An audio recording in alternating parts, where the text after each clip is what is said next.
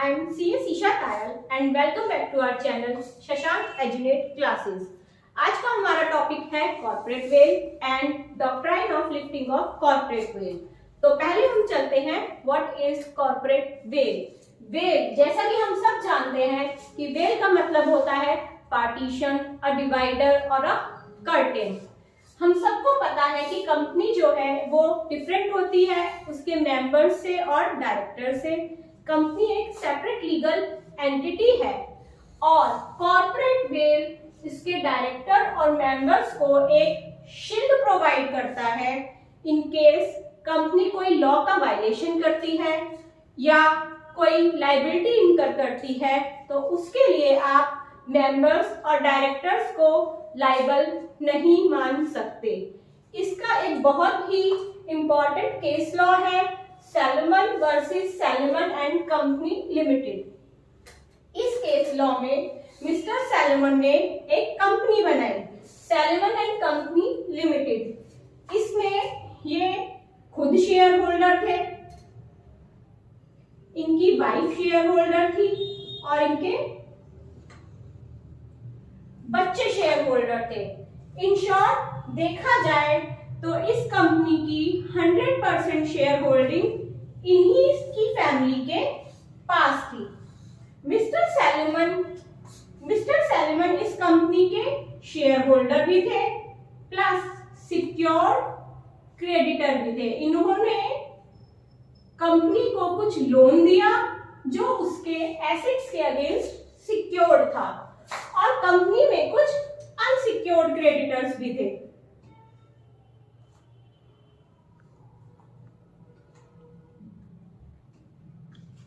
कुछ टाइम बाद क्या हुआ कि कंपनी ने लॉसेस इनकर करने शुरू कर दिए और मिस्टर सैलमन ने डिसाइड किया कि हम इस कंपनी को वाइंड अप कर देते हैं।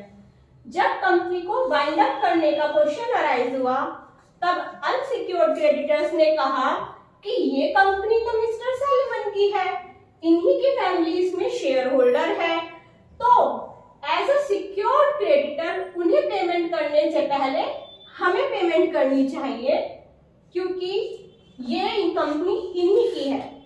तब कोर्ट ने कहा कि कंपनी एक सेपरेट लीगल एंटिटी है, इवन दो ये कंपनी में सारी होल्डिंग मिस्टर सैलमन और उनकी फैमिली के पास है, लेकिन फिर भी उनका जो सिक्योर्ड क्रेडिटर वाला कैरेक्टर है वो अलग है।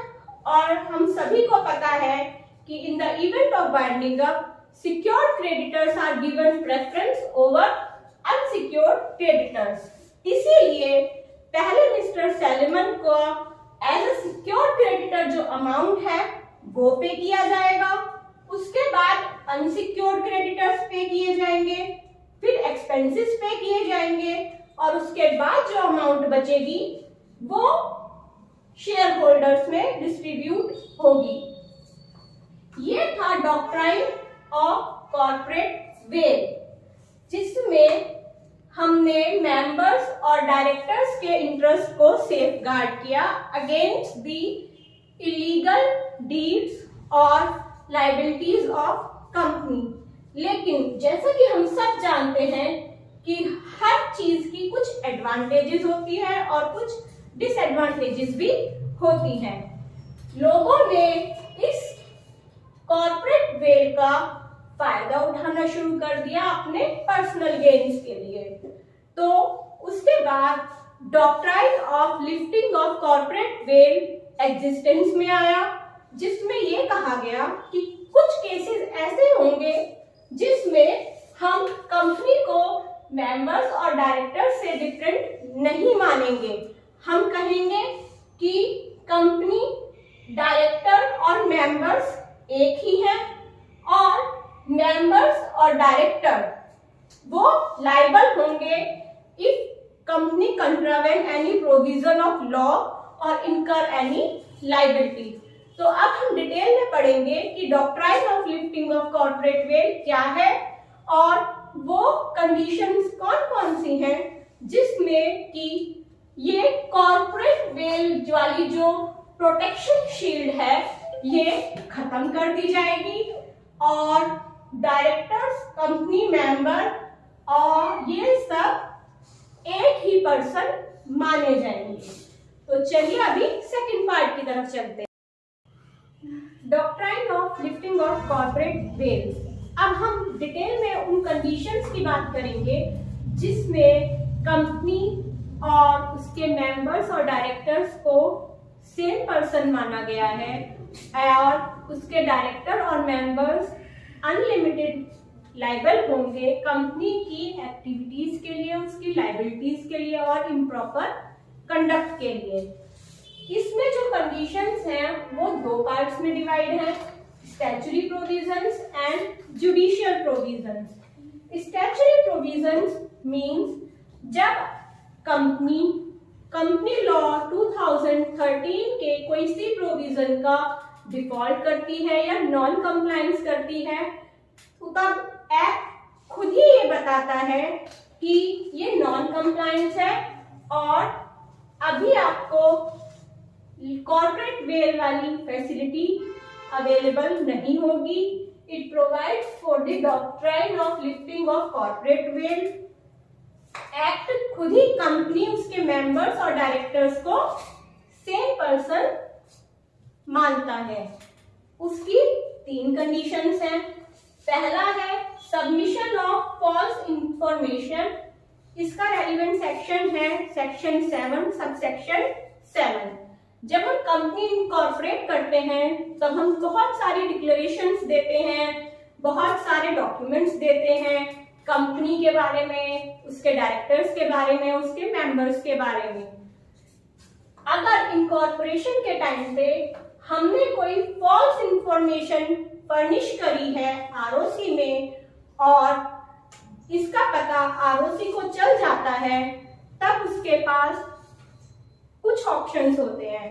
या तो वो कह सकता है कि मेंबर्स की लायबिलिटी अनलिमिटेड होगी, या वो कंपनी का नाम स्ट्राइक आउट कर सकता है रजिस्ट्रार ऑफ कंपनी से, या फिर वो ऑर्डर कर सकता है कंपनी का वाइंडिंग अप।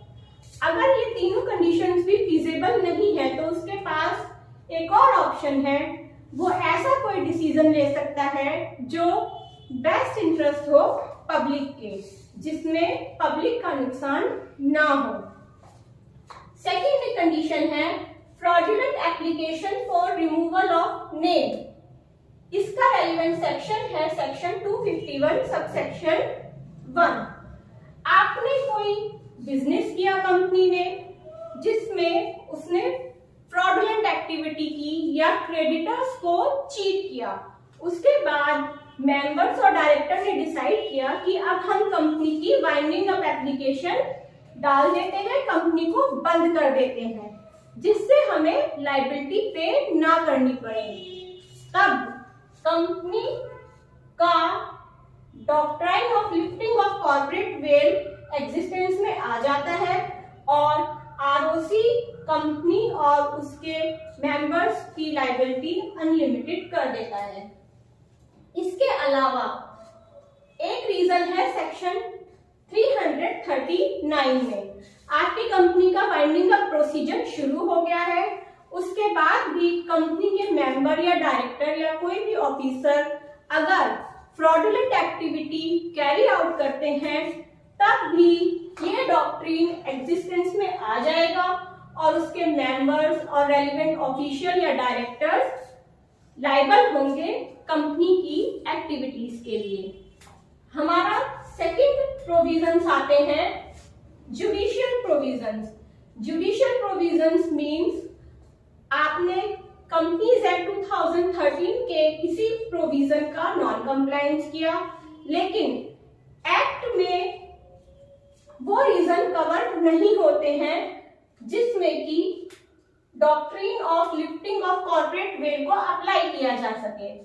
तब कोर्ट पावर में आता है और वो कहता है कि मेंबर्स और डायरेक्टर्स पर्सनली लायबल होंगे कंपनी की एक्टिविटी के लिए। तो इन दोनों में डिफरेंस समझते हैं। स्टैट्यूटरी प्रोविजन में नॉन कंप्लायंस है कंपनीज एक्ट 2013 का और कंपनीज एक्ट 2013 2013 ही बोलता है कि आपने नॉन कंप्लायंस किया है और doctrine of lifting of corporate well आपके ऊपर एप्लीकेबल होगा। जुडिशियल प्रोविजंस में इसमें भी आपने कंपनीज एक्ट 2013 का नॉन कंप्लायंस किया है, लेकिन एक्ट नहीं बोल रहा है कि आपका doctrine of lifting of corporate well apply होगा। इन दिस केस कोर्ट के थ्रू अप्लाई होता है डॉक्ट्राइन, थ्रू कोर्ट, और इस केस में कंपनीज एक्ट 2013 के थ्रू अप्लाई होता है। ये था इनका मेजर डिफरेंस। अब हम पढ़ेंगे जुडिशियल प्रोविजंस, वो कंडीशंस कौन सी हैं जिसमें कि doctrine of lifting of corporate well apply किया जा सकता है थ्रू पावर ऑफ कोर्ट। इसमें पहली कंडीशन है prevention of fraud and improper conduct. अगर आपने कंपनी इनकॉर्पोरेट की है फ्रॉड करने के लिए या कोई इलीगल एक्टिविटी करने के लिए, तो इस केस में कोर्ट इंटरफेयर करेगा और कहेगा कि मेंबर्स की लायबिलिटी या ऑफिसर और डायरेक्टर्स जिन्होंने ये फ्रॉड कंडक्ट किया है उनकी लायबिलिटी अनलिमिटेड होगी। सेकंड है प्रोटेक्शन ऑफ रेवेन्यू। आपने कोई कंपनी इनकॉर्पोरेट करी है टैक्स बचाने के लिए या ऐसी ही कोई एक्टिविटी करने के लिए जिससे आपको गवर्नमेंट ड्यूज की पेमेंट ना करनी पड़े। इसमें बहुत फेमस केस है सर दिनशॉ मानेकजी पिटाइट। सर दिनशॉ मानेकजी पिटाइट एक बहुत ही वेल्दी मैन थे और इन्हें एक कंपनी से बहुत अच्छी डिविडेंड इनकम हो रही थी। डिविडेंड पे इन्हें टैक्स देना पड़ता था, तो इन्होंने क्या किया, 4 कंपनीज बनाई और अपने शेयर उन 4 कंपनीज को ट्रांसफर कर दिए। अब वो डिविडेंड उन 4 कंपनीज को जाता था और उनका जो इनकम थी वो थ्रेशोल्ड लिमिट से कम थी, उस पर कोई टैक्स नहीं लगता था। उन 4 कंपनी से वो इनकम लोन के थ्रू अपने पास ट्रांसफर कर लेते थे। कोर्ट ने कहा कि ये जो कंपनी आपने बनाई है ये प्रोटेक्शन ऑफ रेवेन्यू के लिए बनाई है कि आपको गवर्नमेंट टैक्स ना देना पड़े, इसीलिए ये 4 कंपनी भी दिनशॉ मानेकजी की कंपनीज मानी जाएंगी और उन्हें सेपरेट लीगल एंटिटी का स्टेटस नहीं दिया जाएगा। थर्ड है determination of enemy character of company. अगर कोई आउटसाइडर या फॉरेन नेशनल्स आके हमारी कंट्री में कंपनी इनकॉर्पोरेट करते हैं और हमारी कंपनीज इंडियन कंपनीज के साथ बिजनेस करते हैं, पर वॉर टाइम सिचुएशन आ जाती है, उस केस में जो फॉरेन कंपनीज हैं उनको सेपरेट लीगल एंटिटी का स्टेटस नहीं दिया जाएगा और यही माना जाएगा कि वो एनिमी कैरेक्टर है। इस केस में भी सेपरेट लीगल एंटिटी नहीं मानी जाएगी। Conflict of public interest. अगर कंपनी के जो एजेंडा है या उसके जो ऑब्जेक्ट है उसकी एक्टिविटीज अगेंस्ट पब्लिक इंटरेस्ट है, तभी भी सेपरेट लीगल एंटिटी कॉन्सेप्ट खत्म हो जाएगा और उसके मेंबर्स और डायरेक्टर्स को लायबल माना जाएगा कंपनी की एक्टिविटीज के लिए। Avoidance of welfare legislation.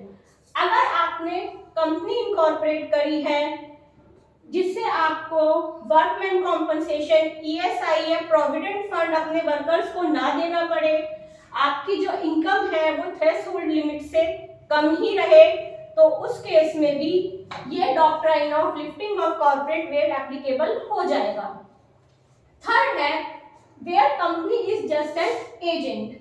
आपने एक कंपनी बनाई जिसका अपना कोई बिजनेस एक्टिविटी नहीं है, कोई इनकम नहीं है, वो सिर्फ कुछ बड़ी कंपनीज के एजेंट की तरह वर्क कर रही है, तो आपको सेपरेट लीगल एंटिटी वाला बेनिफिट नहीं मिलेगा। Acquisition of benefit of small scale industry. आपने एक स्मॉल स्केल इंडस्ट्री सेटअप की जिसकी सारी ओनरशिप बिग कंपनीज के पास है। उन्होंने ये कंपनी बनाई जिससे वो स्मॉल स्केल इंडस्ट्रीज को जो बेनिफिट और एग्जेम्पशंस मिलते हैं उन्हें अवेल कर सके। इस केस में भी doctrine of lifting of corporate veil applicable होगा। और लास्ट है कंसीलमेंट ऑफ क्रिमिनल एक्टिविटीज। आप कोई कंपनी बनाते बनाते हैं जिसके पीछे आप अपनी क्रिमिनल एक्टिविटीज को हाइड कर सके या उन एक्टिविटीज को छुपा सके, उनसे प्रॉफिट अर्न कर सके। इस केस में भी कंपनीज का सेपरेट लीगल एंटिटी वाला कॉन्सेप्ट खत्म हो जाएगा। कंपनीज, मेंबर्स, डायरेक्टर्स और ऑफिशियल्स जिन्होंने भी ये क्रिमिनल एक्टिविटीज की हैं वो लायबल माने जाएंगे और उन्हें पनिशमेंट दिया जाएगा। तो यहाँ पे हम एक क्विक रिकैप लेते हैं इन सब का। Doctrine of lifting of corporate well means corporate veil होता है जब कंपनी को सेपरेट लीगल एंटिटी माना जाता है मेंबर्स और डायरेक्टर से। ये एक शील्ड की तरह वर्क करता है जिससे मेंबर्स की लायबिलिटी लिमिटेड हो जाती है, वो कंपनी की इलीगल एक्टिविटी के लिए लायबल नहीं होंगे। हमारे पास कुछ कंडीशंस हैं जिसमें ये जो एडवांटेज है वो डायरेक्टर्स और मेंबर्स को अवेलेबल नहीं होती और मेंबर्स अनलिमिटेडली लायबल होंगे। वो कंडीशंस दो पार्ट्स में डिवाइड है, statutory provision and judicial provision. Statutory provisions आपने कंपनीज एक्ट का नॉन कंप्लायंस किया और कंपनीज एक्ट ही कहता है कि आपने नॉन कंप्लायंस किया है, आपको ये फैसिलिटी नहीं मिलेगी। इसकी तीन कंडीशन है, submission of false information at the time of incorporation of company, fraudulent application for removal of name means आपने कोई फ्रॉड किया और फिर वाइंडिंग अप के लिए एप्लीकेशन डाला, और है अदर रीजन, ये है during the tenure of company, आपकी कंपनी वाइंडिंग अप प्रोसेस में है तब आप कोई फ्रॉडुलेंट एक्टिविटी कर रहे हो। फिर आता है जुडिशियल प्रोविजन। जुडिशियल प्रोविजंस है आपने कंपनीज एक्ट 2013 का नॉन कंप्लायंस किया पर एक्ट में इसके लिए आपको कोई पनिशमेंट नहीं है या फिर भी एक्ट आपको सेपरेट लीगल एंटिटी का एडवांटेज देता है, तब कोर्ट एग्जिस्टेंस में आता है और वो कहता है कि नहीं, कंपनी और मेंबर डिफरेंट पर्सन नहीं है, इनको एक ही माना जाएगा। उसकी क्या कंडीशंस है, प्रिवेंशन ऑफ फ्रॉड और improper conduct, protection of revenue, revenue means tax, determination of enemy character of company, conflict of public interest, avoidance of welfare legislation. Avoidance of welfare legislation means payment of PF, ESI or workman compensation to workers. Where company is just an agent. जब आपने company बनाई सिर्फ एक agent की तरह दूसरी companies के लिए ताकि उनके प्रॉफिट्स, उनकी इनकम को आप डाइवर्ट कर सकें। Acquisition of benefit of small scale industry, एक छोटी सी कंपनी बना दी जिससे उसके हम स्मॉल स्केल इंडस्ट्रीज को जो बेनिफिट और एग्जेम्पशंस अवेलेबल है हम उनको फायदा उठा सकें। कंसीलमेंट ऑफ क्रिमिनल एक्टिविटी, हमने कंपनी बनाई जिसके पीछे हम अपनी क्रिमिनल एक्टिविटीज या इलीगल एक्टिविटीज कर सकते हैं। इन सभी केसेस में कंपनी और मेंबर्स को सेम पर्सन रिगार्ड दिया जाएगा और मेंबर्स की लायबिलिटी अनलिमिटेड हो जाएगी। हम अपना टॉपिक यहीं खत्म करते हैं आज। आई होप आपको ये वीडियो पसंद आई होगी और आपको ये टॉपिक भी समझ आया होगा। और ऐसी वीडियोस के लिए आप हमारे चैनल को लाइक कर सकते हैं, सब्सक्राइब कर सकते हैं। Thank you.